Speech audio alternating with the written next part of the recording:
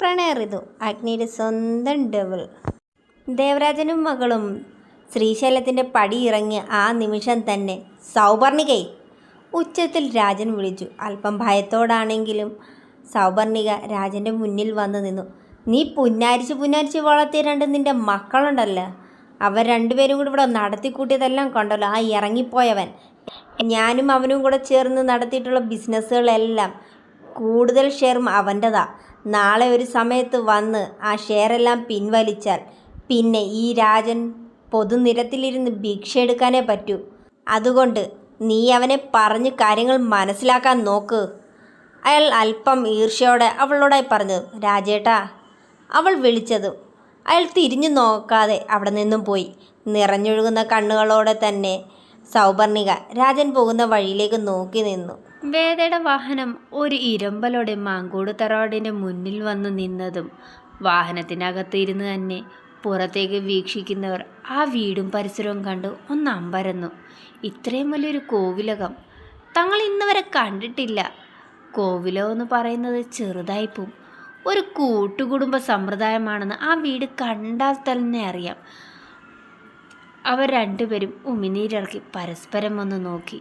അവർ രണ്ടുപേരുടെ മുഖത്തെ ഭാവങ്ങൾ കണ്ട് വേദയ്ക്ക് സംശയത്തോടെ തന്നെ ഡോർ ഓപ്പൺ ചെയ്ത് ഇറങ്ങാൻ പറഞ്ഞു. വേണോ ചേച്ചി ഞങ്ങൾ ഏതെങ്കിലും ഹോസ്റ്റലിൽ നിർത്തിയാൽ പോരെ? അതെന്താ ഇപ്പം അങ്ങനെ? വേദ അവരോട് ചോദിച്ചതും, അല്ല, ഇവിടെ ഉള്ളവർക്ക് ഞങ്ങളെ ഇഷ്ടപ്പെടുമോ ചേച്ചി? നിങ്ങളെ കൊണ്ടുവന്നത് ഈ വേദയാ. അതുകൊണ്ട് ഇവിടെ ഉള്ളവരാരും തന്നെ നിന്നെയോ ഇവളെയോ ഒന്നും പറയില്ല. അതുകൊണ്ട് ഒരു വിഷമവും വേണ്ട. മനസ്സിൽ ആവശ്യമില്ലാത്ത ചിന്തകൾ വല്ലതും ഉണ്ടെങ്കിൽ അതെടുത്ത് കളഞ്ഞുകൊണ്ട് ഇങ്ങോട്ടിറങ്ങി വാ. അത്രയും പറഞ്ഞ് അവർ രണ്ടുപേരും മടിച്ചാണെങ്കിൽ വേദ പറഞ്ഞ വാക്കിൻ്റെ പുറത്തേക്ക് ഇറങ്ങി. അവളുടെ വാഹനത്തിൻ്റെ ശബ്ദം കേട്ടുകൊണ്ട് തന്നെ അകത്തു നിന്നും രണ്ട് വൃദ്ധ ദമ്പതികൾ പുറത്തേക്ക് ഇറങ്ങി വന്നു. അവർ രണ്ടുപേരെയും നോക്കിക്കൊണ്ട് തന്നെ, വേദമോളെ, ഇതാരാ? അതൊക്കെ പറയാം. അതിനു മുമ്പ് ഞാൻ ഇവരെ ഒന്ന് അകത്തേക്ക് കയറ്റിക്കോട്ടെ? അവർ നെറ്റി ചുളിച്ച് അവളോട് ചോദിച്ചു. എൻ്റെ മുത്തശ്ശി, ഇന്ന് ഒറ്റ ദിവസത്തേക്ക് കാര്യങ്ങളൊക്കെ വിശദമായി ഞാൻ പറയാം. ഈ വേദമോളെ നിങ്ങൾക്ക് വിശ്വാസമില്ലേ? ഉണ്ടടാ കണ്ണാ. എന്നാ കുട്ടികൾ രണ്ടും അകത്തേക്ക് വാ. അവർ സ്നേഹത്തോടെ വിളിച്ചതും രണ്ടുപേരും പരസ്പരം നോക്കി ചെറുതായി ചിരിക്കണോ വേണ്ടായോ എന്ന രീതിയിൽ ഒരു ചിരി തൂകി. അവർക്ക് രണ്ടുപേർക്കും ഇവരെ അറിയണ്ടേ? ഇത് എൻ്റെ മുത്തശ്ശനും മുത്തശ്ശിയും, എൻ്റെ നിധി. അത്രയും പറഞ്ഞ് അവർ ഇരുവരെയും ചേർത്ത് പിടിച്ചുകൊണ്ട് ഈ മാങ്കോട് തറവാട്ടിൻ്റെ ഐശ്വര്യമായ ഇതാണ് എൻ്റെ ലളിതാംബിക അന്തർജനം. പിന്നെ ഈ കാണുന്ന പുള്ളിക്കാരൻ ഇതിനെ അടിച്ചുകൊണ്ട് പോരുന്നതാ. ആ പേരിൽ തന്നെ അറിയത്തില്ലയോ? ഒരു ബ്രാഹ്മൺസ് ഫാമിലിയിൽ നിന്ന് ഇനി അടിച്ചോണ്ട് പോകുന്നു ഈ നിൽക്കുന്ന കള്ളക്കേണൽ. അവരുടെ ഒരു ചിരിയോടെ വേദ പറഞ്ഞതും, തങ്ങൾ ഇന്നോളം കണ്ടിട്ടില്ല ഇത്ര സ്നേഹത്തോടെ ഇത്ര കുറുമ്പോടെ വേദ സംസാരിക്കുന്നതൊന്നും. അവർ രണ്ടുപേരും പറഞ്ഞുകൊണ്ടിരിക്കുമ്പോൾ തന്നെ അകത്തുനിന്ന് ഒരുപാട് ആൾക്കാർ പുറത്തേക്ക് വരുന്നത് കണ്ട് അവർക്ക് ഇരുവർക്കും പരിഭ്രമം തോന്നി. രണ്ടുപേരുടെ മുഖത്തെ ആ വെപ്രാളവും പരിഭ്രമവും കണ്ട് തന്നെ വേദ തിരിഞ്ഞു നോക്കി. ഓ, ഇവരെയൊക്കെ കണ്ടിട്ടാണോ നിൻ്റെ രണ്ടിനെയും മുഖം മാറിയത്? ബാ, ഓരോരുത്തരെയായി പരിചയപ്പെടുത്താം. അത്രയും പറഞ്ഞുകൊണ്ട് വേദ അവർ രണ്ടുപേരെയും കൈയും പിടിച്ച് മുന്നിലേക്ക് വന്ന തുളസീധരൻ്റെ മുന്നിലേക്ക് ചെന്ന് നിന്ന്, ഇത് എൻ്റെ വല്യമാമ. ഈ കൂടെ നിൽക്കുന്നവരാ അറിയുമോ? ഇത്തിരി വില കൂടിയ പേരാ, രത്നം. പിന്നെ ഈ നിൽക്കുന്ന രണ്ട് കാന്താരി അവരുടെ രണ്ടാമത്തെ അപ്പത്തം പറ്റിയ രണ്ട് സാധനങ്ങളാണ്. ചൈത്രയും ചൈതന്യം ഞങ്ങളുടെ ചിത്തുവും ചിന്നുവും. പിന്നെ ഇനി ഒരാൾ കൂടി ഉണ്ട് കേട്ടോ, അത് ഏട്ടനാ.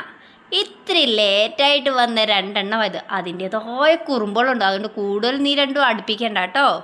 വേദയുടെ സംസാരം കേട്ട് ചിത്തുവിൻ്റെയും ചിന്നുവിൻ്റെയും മുഖം വീർത്തു. അവരിരുവരുടെയും സംസാരവും പ്രവൃത്തിയും കണ്ട് മുന്തിരിയും നന്ദിരിയും ആശ്ചര്യത്തോടെ നോക്കി നിന്നു. അവർക്കടുത്തായി നിൽക്കുന്ന ലക്ഷ്മി അപ്പച്ചി, ഇത് എൻ്റെ അപ്പച്ചി. ലക്ഷ്മി അപ്പച്ചിയുടെ ഭർത്താവ് സേതു. പിന്നെ രണ്ട് മക്കളുണ്ട്, വൈഷ്ണവിയും വൈഭവും. അവർ രണ്ടുപേരും ഇവിടെ ഇല്ല, ബാംഗ്ലൂരിൽ നിന്ന് പഠിക്കാട്ടോ. ഇതെൻ്റെ രണ്ടാമത്തെ അപ്പച്ചി സുഭദ്ര, ഭർത്താവ് ഹരീന്ദ്രൻ. മകളെ ഇനി നിങ്ങൾക്ക് പ്രത്യേകം പറഞ്ഞു തരേണ്ട ആവശ്യമില്ല, നമ്മുടെ പാറു ചേച്ചി. പിന്നെ ഇനി ഒരാൾ കൂടി ഉണ്ട് കേട്ടോ, അതൊരിത്തിരി ഏഷണിക്കാരിയാണ്, ഇത്തിരി ഡിസ്റ്റൻസ് കേട്ടോ. വല്ലതൊക്കെ പറഞ്ഞാലും ഒരു ചെവിക്കിടക്കിട്ടും മറ്റേ ചെവിക്കിടം കളഞ്ഞേക്കണം. അത് വാപ്പോയ കോടാലിയാണ്. പറഞ്ഞു തീരുന്നതിന് മുമ്പ് തന്നെ സുലോചന അങ്ങോട്ട് വന്നു. ഞാനിപ്പോൾ പറഞ്ഞില്ലേ അല്ലേ ഏഷ്ണിക്കാരിയുടെ കാര്യം, അതാ ഈ വരുന്നത്. അവൾ സ്വകാര്യമായി മുന്തിരിയുടെയും നന്ദിയുടെയും ചെവിയിലായി പറഞ്ഞു. സുലോചന അടുത്ത് വന്നു. അവരിരുവരെയും മനസ്സിലാകാത്ത രീതിയിൽ വേദയെ ചോദിച്ചു, ഇതേതാ ഈ രണ്ട് പെൺപിള്ളേര്? സുലോചനയുടെ ചോദ്യം കേൾക്കാത്ത രീതിയിൽ വേദ മുന്തിരിയോടായി. മുന്തിരി, ദാ ഈ വരുന്നതാണ് എൻ്റെ മൂന്നാമത്തെ അപ്പച്ചി സുലോചന, ഭർത്താവ് വിജയരാഘവൻ, മക്കൾ 2 പേര്, നരേന്ദ്രൻ, നവമി. നവമി വൈഷ്ണവിൻ്റെയും വൈഭവിൻ്റെയും കൂടെ ബാംഗ്ലൂരിൽ നിന്ന് പഠിക്കുക. പിന്നെ നരേന്ദ്രനേട്ടൻ, അതിവളോടെങ്കിലും കാണും. പുള്ളിക്കാരൻ ചെറിയൊരു അസുഖമുണ്ട്. അസുഖമോ? എല്ലാവരും അവളുടെ പറച്ചിൽ തന്നെ കേട്ട് നരേന്ദ്രൻ എന്താ നമ്മളറിയാത്ത എന്തോ അസുഖം എന്ന രീതിയിൽ അവളുടെ അമ്മ സഹിതം നോക്കി നിന്നു. വേറെ ഒന്നുമല്ല, പുള്ളിക്കാരന് ചെറിയ വിയർപ്പിൻ്റെ അസുഖമുള്ളതുകൊണ്ട് ജോലിക്കും വേലയ്ക്കും ഒന്നും പോവാതെ വീട്ടിൽ തന്നെയുണ്ട്. ഏത് സമയം വീട്ടിൽ തന്നെ കാണും. ഈ മാങ്കോട് തറവാടിന് ഇട്ടുമൂടാനുള്ള മുതലുള്ളത് കൊണ്ട് ഏതെങ്കിലും ഒരെണ്ണമെങ്കിലും വേണമല്ലോ മുടിപ്പിക്കാൻ. അതുകൊണ്ട് ആ ഒരു ക്രെഡിറ്റ് നരേന്ദ്രനേട്ടന് ഞങ്ങളെല്ലാവരും സ്ഥാനമായി നൽകിയേക്കുക. പറയുന്നത് കേട്ട് സുലോചനയ്ക്ക് വല്ലാത്ത ദേഷ്യം. നീ എന്തു വടി കണ്ണിക്കണ്ടുള്ള മുമ്പിൽ വെച്ച് എൻ്റെ ചെറുക്കനെ വേണ്ടാതിനം പറയുന്നോ? അല്ലപ്പച്ചി, ഞാൻ വേണ്ടാത്തതൊന്നും അല്ല പറഞ്ഞേ. ഇവിടെ പൊതുവെ എല്ലാവരുടെയും അഭിപ്രായമാണ് പറഞ്ഞത്. എല്ലാ കുടുംബത്തും കാണും ഇതുപോലൊരെണ്ണം. അതുപോലെ നമ്മുടെ കുടുംബത്തും ഉണ്ട്. അത്രേ ഞാൻ പറഞ്ഞോളൂ, അല്ല വേറെ ഒന്നും പറഞ്ഞില്ല.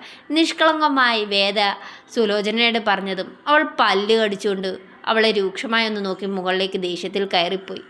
എൻ്റെ വേദേ, നിനക്ക് വേറെ ജോലിയൊന്നുമില്ലയോ? എൻ്റെ പുനോര മാമി, ഈ അപ്പച്ചിക്ക് എപ്പോൾ എന്നെ കണ്ടാലും എന്തെങ്കിലുമൊക്കെ പറഞ്ഞ് എന്നെ ഇങ്ങനെ ചൊറിഞ്ഞില്ലെങ്കിൽ വലിയ കുഴപ്പമാണ്. എപ്പോഴും ഞാൻ വന്നു കയറി അന്ന് തൊട്ട് ഞാൻ അവർക്ക് ഊങ്ങി വെച്ചിരുന്നു. ഇപ്പോഴതിനൊരവസരം കിട്ടി, തിരിച്ചു കൊടുത്തു. അതുകൊണ്ട് ഒന്നും പറയാതെ അങ്ങ് പോയില്ലേ. ഇനി എപ്പോഴാ ആ നാക്കിന് മൂർച്ചയും കൂട്ടിക്കൊണ്ട് വരുന്നതെന്നുള്ളത് മാത്രം നോക്കിയിരുന്നാൽ മതി. നിന്നെ ഒന്നും പറയാൻ പറ്റത്തോണ്ട് ചിലപ്പോൾ പാറുവിൻ്റെ നേരെ ആയിരിക്കും ചാടുന്നത്. വരട്ടെ മാമി, നമുക്ക് കൈകാര്യം ചെയ്യാം, അവളൊരു കുറുമ്പോടെ തന്നെ പറഞ്ഞു. പഴയ വേദയിലേക്ക് തിരിച്ചെത്തുന്നത് പോലെ എല്ലാവർക്കും തോന്നി. അതേസമയമാണ് മുന്തിരി. വേദേച്ചി. വേദ അവളെ തിരിഞ്ഞു നോക്കി. അല്ല ചേച്ചി എല്ലാവരെയും പരിചയപ്പെടുത്തി, ചേച്ചിയുടെ അച്ഛനെയും അമ്മയെക്കുറിച്ച് ഒന്നും പറഞ്ഞില്ല. ഞാനത് മറന്നുപോയി. ദാണ്ടേ ഈ നിൽക്കുന്ന എൻ്റെ മുത്തശ്ശനെ ഞാൻ നിധി എന്ന് പറഞ്ഞില്ലേ, അതിനുള്ള കാരണമാണ് അത്.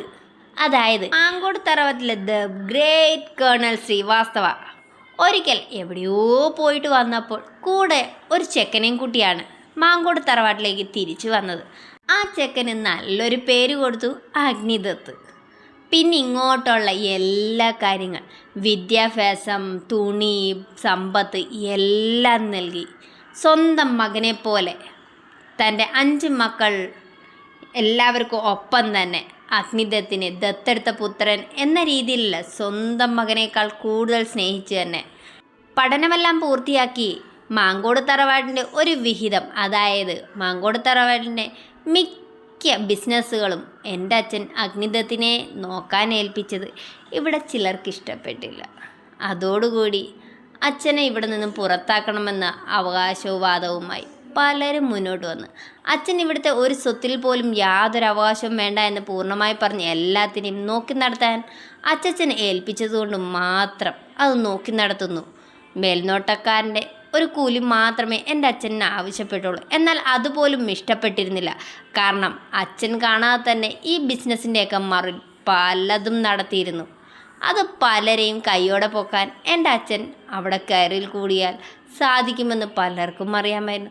അതുകൊണ്ട് അവരുടെ ആഗ്രഹം തന്നെയായിരുന്നു അച്ഛനെ അവിടെ നിന്ന് പുറത്താക്കണമെന്ന്.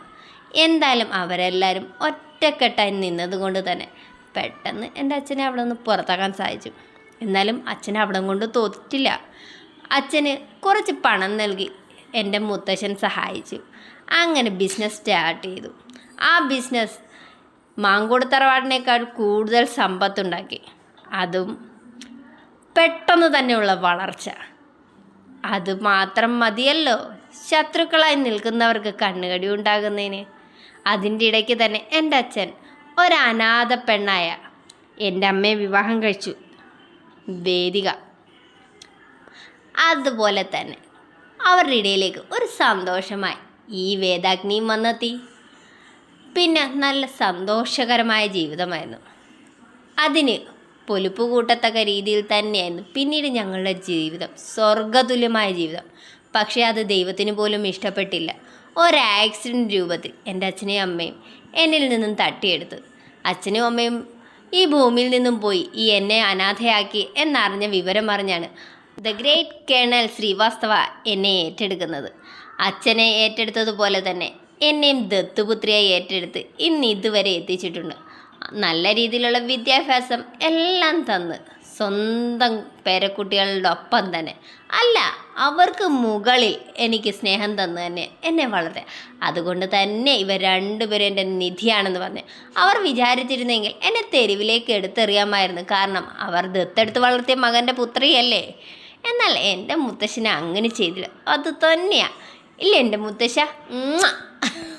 വേദ മുത്തശ്ശനെ ചേർത്ത് പിടിച്ച് മുത്തശ്ശൻ്റെ കവിളിലൊരു ഉമ്മ കൊടുത്തു. ഇതെല്ലാം ഒരു ചെറുചിരിയോടെ നന്ദിതയും മുന്തിരിയും നോക്കി നിൽക്കുക. അല്ല, ഈ കുട്ടികളെക്കുറിച്ച് നീ ഒന്നും പറഞ്ഞില്ലല്ലോ. അതൊക്കെ പറയാം എൻ്റെ മുത്തശ്ശോ. ഒന്ന് സമാധാനപ്പെട്. ആദ്യം ഇതുങ്ങൾക്ക് രണ്ടുപേർക്കും ഒന്ന് ഫ്രഷ്. ഇത്രയും ആൾക്കാരെ കണ്ട് രണ്ടും പേടിച്ച് നിൽക്കുക. ആ മുഖത്തേക്കൊന്ന് നോക്കിയേ. അവരെ ഒന്നുകൂടെ പേടിപ്പിക്കാതെ എൻ്റെ മുത്തശ്ശ. ആ കേണൽ സ്വഭാവമൊക്കെ അങ്ങ് അകത്തോട്ട് വെക്ക്. ഞങ്ങൾ വരട്ടുന്ന കൂട്ടി ഈ പാവങ്ങളെ വരട്ടല്ലേ. അവർ താങ്ങില്ല. ഇപ്പം തന്നെ വന്ന വഴി അതുങ്ങൾ ഓടിപ്പോവും. അവളൊരു കുറുമ്പോടെ മുത്തശ്ശനോട് പറഞ്ഞല്ലോ. വേദു, എന്താ മുത്തശ്ശ? എൻ്റെ വേദമോൾ പഴയ കിൽക്കാമ്പെട്ടിയായി. പിന്നെ ഞാൻ ആവേണ്ടേ? എൻ്റെ മുത്തശ്ശൻ്റെ മുത്തശ്ശിയെടുത്തല്ല എനിക്ക് കുറുമ്പ് കാട്ടാൻ പറ്റൂ. പിന്നെ ദാണ്ട ഈ നിൽക്കുന്ന എൻ്റെ അപ്പച്ചിമാർ എല്ലാവരും എന്നെ സ്നേഹിക്കുന്നില്ലേ. പിന്നെ ദാണ്ട ഈ രണ്ട് ഗുണ്ടുമണികളും കൂടെ ഉണ്ടല്ലോ. ഈ ഗുണ്ടുമണികളെ ഒന്ന് വരച്ച വരയിൽ നിർത്തി അവർക്കൊപ്പം കൊണ്ടുവന്ന് ഞാനും കുറുമ്പി ആകണ്ടേ. പാറു ചേച്ചി എന്തേ? ഇത്രയും നേരമായിട്ടും ചേച്ചിയെ കണ്ടില്ലല്ലോ. മുകളിൽ കാണും. മെഡിസിൻ കഴിച്ചിട്ടുള്ള മയക്കമായിരിക്കും. ഇപ്പോഴോ? ഈ ടൈമിൽ മെഡിസിനൊന്നും ഇല്ലല്ലോ. ഇങ്ങോട്ട് കണ്ടില്ല മോളെ. ഉച്ചയ്ക്ക് ഫുഡ് കഴിച്ച് മുകളിലേക്ക് കയറിയതാ. അതിന് രത്നമായിരുന്നു മറുപടി നൽകിയത്.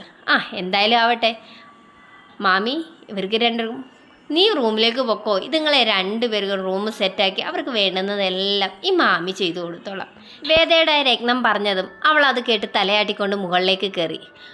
അവൾ മുകളിലേക്ക് വളരെ സന്തോഷത്തിലായിരുന്നു കയറി ചെന്ന്. പാറുവിൻ്റെ റൂമിലേക്ക് ചെന്നതും അവിടെ എന്തൊക്കെയോ ഒരു ശബ്ദം കേൾക്കുന്നതായി അവൾക്ക് തോന്നി. പതിയെ അവളൊന്ന് കാതു കൂർപ്പിച്ചു. ഉള്ളിൽ നിന്നും വല്ലാത്ത ഒരു ശബ്ദം, ഒരു സീൽക്കാര ശബ്ദം പോലെ അവൾക്ക് തോന്നി. അവൾ മെല്ലെ ആ റൂമിൻ്റെ അടുത്തേക്ക് വീണ്ടും ഒന്ന് ചെവി ഊർത്തതും തൻ്റെ ചിന്തകൾ കറക്റ്റാണെന്ന് അവൾക്ക് മനസ്സിലായി. മെല്ലെ ആ കഥയിലൊന്ന് തട്ടി നോക്കിയതും അകത്തെ കാഴ്ചയിൽ അവളൊന്ന് സ്തംഭിച്ചു നിന്നുപോയി. ചന്തുവേട്ടൻ, പാറു ചേച്ചി, ഇവർ ഇത്രക്കാരിയായിരുന്നു. എന്നാൽ പിന്നെ എന്തിനാണ് ഇവർ ബിച്ചുവേട്ടനെ വിവാഹം കഴിച്ചത്? അവൾക്ക് അറപ്പ് തോന്നി പാറുവിനോട്. അവൾ പെട്ടെന്ന് തന്നെ അവിടെ നിന്ന് പോയി.